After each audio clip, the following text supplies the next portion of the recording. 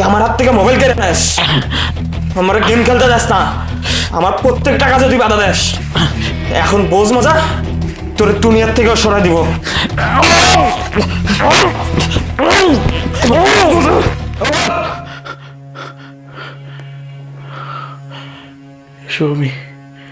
এসব আমি কি স্বপ্ন দেখলাম?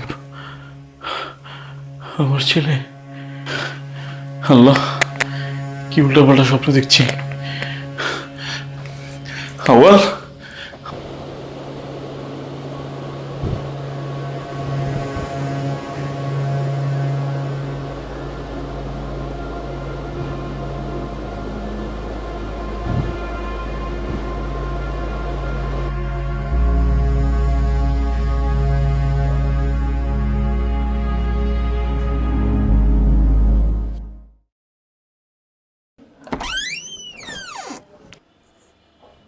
বাবা কোথায় গিয়েছিলি?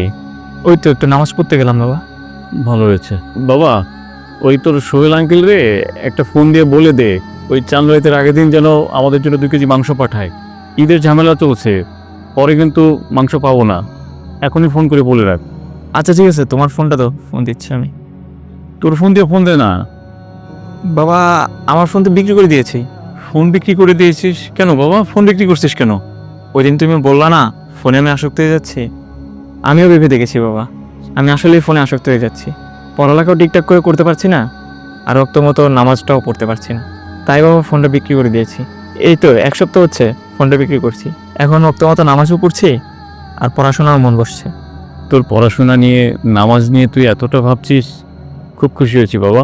আমি এটাই চেয়েছিলাম। ঠিক আছে বাবা, ওই আমার রুমে চার্জে মোবাইলটা রাখা আছে, একটা ফোন দিয়ে বলে দে তোর আঙ্কেলরে। আচ্ছা বাবা।